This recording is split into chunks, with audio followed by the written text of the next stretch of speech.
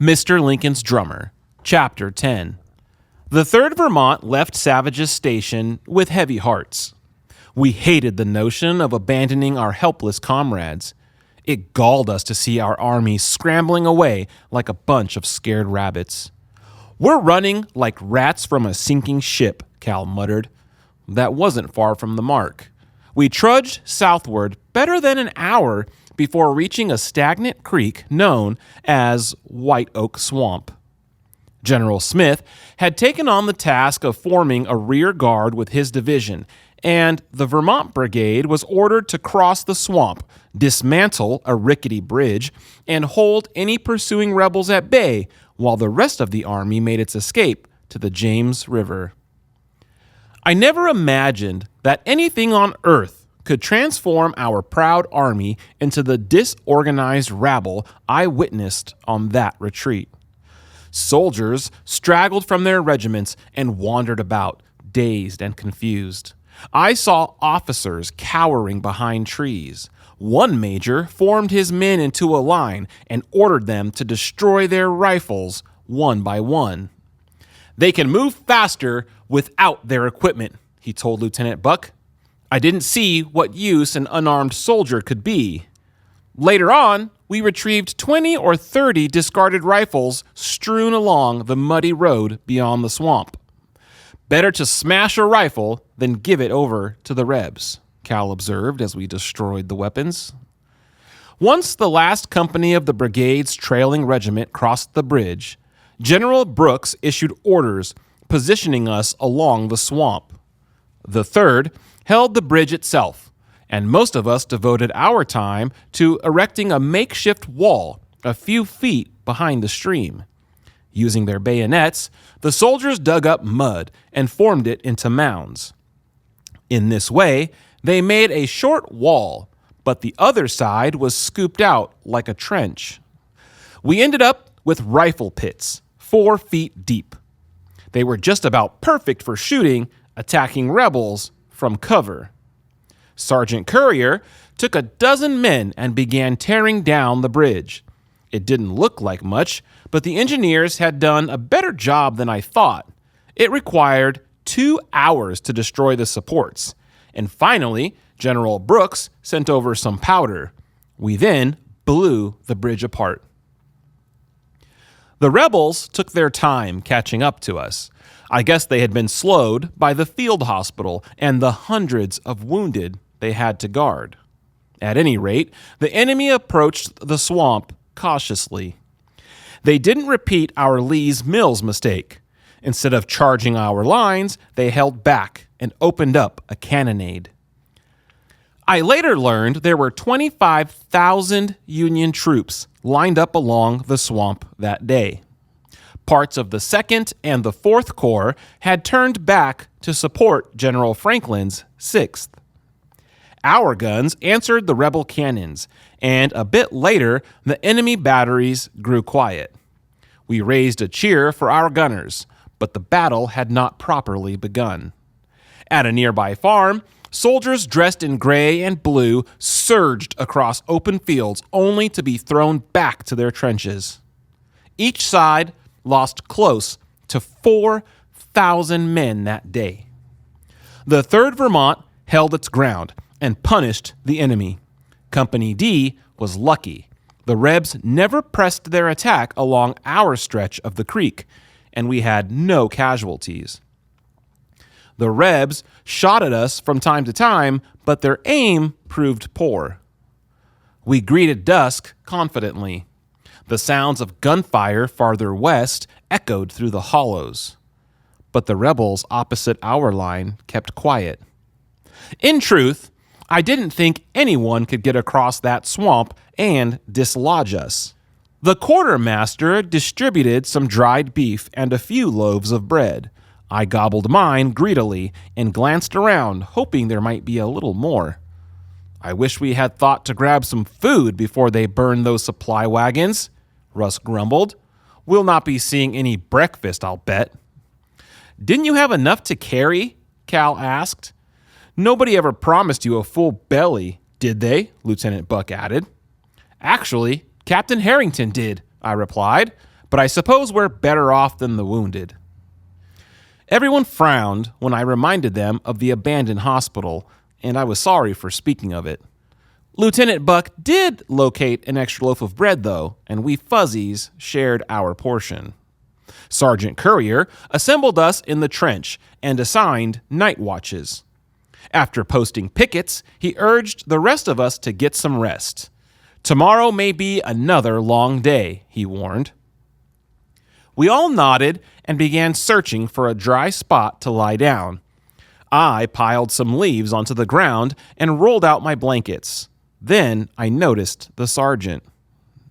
"Are you holding up, youngster?" he asked me. "Yes, Sergeant," I replied, a little scared maybe, "but nobody's shot me yet." "Well, you're a small target," he observed. "I try to be," I admitted. "Doesn't seem much of an advantage to be big just now." "This where you plan to sleep?" "Unless it starts raining or the rebel guns open up." "Well, we'll all be in the trenches then anyway," he told me. "I'll just tie this kerchief in the branches here over your head." "Why?" I asked. "We might get marching orders before the sun rises again," he explained. "I need to know where you are. You may have to rouse the men." I nodded somberly. I judged a sound night's sleep might be hard to come by. It was. I faded off as soon as I closed my eyes, but my dreams were troubled. I saw Lando lying dead at my feet, but this time his brothers, Blackie and Russ, were beside him. I saw 100 Rebs chase after me with sharpened bayonets. I turned around, searching for help, but I was alone. I felt the cold steel pierce my insides, and I screamed myself awake. "Calm down, son," Sergeant Currier said, clamping his hands onto my soldiers. "Didn't mean to startle you so." "What?" I cried. "We have our orders. It's time to rouse the men." I scrambled around, searching for my drum, but he stopped me. "Do it quietly," the sergeant advised. "No need to tip our hand to the Rebs." I went among the men, warily waking them. I could tell that I wasn't the only one who was troubled by nightmares. Russ leaped to his feet and grabbed his rifle. Fortunately, it wasn't loaded. We quietly packed our gear, and I was amazed at how quickly the entire company assembled. Captain Harrington, who had seemingly disappeared most of the day, addressed us in a whisper. "We have been ordered back again," he explained. "The whole army is making a stand at Malvern Hill, a few miles closer to the James. General Brooks is pulling regiments out, one at a time. It's our turn. Keep quiet and don't attract attention. It wouldn't do to have the Rebs charging into gaps in our lines." Once again, we were pulling up stakes and retreating. It seemed somehow shameful. We were in as strong a position as I could imagine, and from what some of the stragglers from Porter's Corps said, the Rebs had yet to penetrate a single one of our positions. What was worse, our midnight skedaddle was a hopeless rout. Companies and even regiments got lost in the dark. Whole units went off on side roads and became tangled in the dense underbrush. Weary men threw away their bedding, canteens, even cartridge boxes and rifles. Sadly, I saw 3 abandoned drums. "You might as well toss yours over there too, Willie," Cal advised. "You won't need it tonight. Truth is, the way this army fights, all you need is a good pair of boots." I frowned. Cal had a point. And as we trudged along, that drum seemed to grow heavier every mile. I had a hard time keeping up. "Leave that fool drum," my friends urged. I couldn't, though. What use was a drummer without a drum? For once, I wished it was raining. Thousands of tramping feet had turned the road into a cloud of choking dust. Every inch of me was coated with a chalky yellow powder. I followed the example of my companions and stepped out of line. I shed my pack and stripped off my tunic. After tying it onto my rucksack, I opened up my shirt so that the bare flesh of my chest could catch the hint of breeze that survived the stifling Virginia morning. Then I slung the rucksack over one shoulder and my drum sash over the other. "Mind some company?" Pa called from a few feet away. I could barely make out his tired face in the faint pre-dawn light, but it cheered me nevertheless. "Still 2 Johnsons in the 3rd, eh?" I asked. "No holes in you either, then," he countered. I managed half a laugh, and he clasped my hands. "Your ma was right, Willie. You should have stayed home," he added as he took my rucksack and slung it over his shoulder. "There, it's some easier now, isn't it?" "Yes, sir," I agreed. "We had better catch up with the regiment," Pa said, urging me back onto the road. "It's no particular joy fighting with the 3rd, but it's considerably better than finding yourself with one of those other outfits." I'm not entirely certain how long we walked that eerie morning, but when the sun finally rose, we were creeping up onto Malvern Hill. It really wasn't a hill in the sense I was used to. It was more a gradual rise. The only good road to the James River crossed that rise, though, and the sole other way to Harrison's Landing, where the generals had decided to make our final stand, was through a wilderness of swamps and thick woods. Individual soldiers stumbled along the hill, searching for familiar faces. The generals had ordered the regimental colors displayed, and I located the 3rd by its battle flag. Otherwise, one regiment pretty much resembled the next. No one was in correct uniform. Some of the men had left half their clothes behind. I retrieved my rucksack from Pa, but my tunic had fallen out, and my shirt was torn and tattered by briars. I had a bad tear in my trousers, too, but at least I had them. I spied an artillery battery with 3 men wrapped in their blankets. Close to 3/4 of the army assembled at Malvern Hill, and I wager there were 100 cannons frowning out from our positions. General McClellan put in an appearance, and regiment by regiment we cheered him. Then he conferred with the other generals and rode off to Harrison's Landing. "It's said he passed the night in a gunboat," Cal whispered. "I don't suppose there's much fear he'll get shot." "Generals are pitiful little use anytime," Sergeant Currier said, grinning. "Up here in the front line, they really get in the way." I couldn't help laughing, even when Lieutenant Buck glanced over. "There's truth to it, Lieutenant," Cal insisted.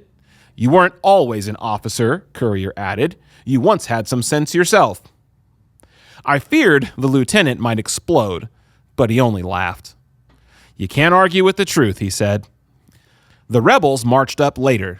It was a marvelous sight, all those neat lines and precise formations. When we had fought before, it had been man to man, in trenches, behind trees, tangled in swamp and woods. The enemy that came out to challenge us now seemed more deadly and fearsome than ever. But although their attack began well, most of their advances were half-hearted. Some rebel regiments had already suffered terrible casualties.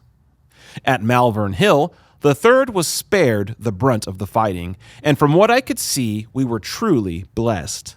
The charging rebel regiments were torn to pieces by our guns, or cut down like rows of wheat before a scythe. It was both inspiring and horrible at the same time. Confederate cannons and riflery took a toll on our army as well.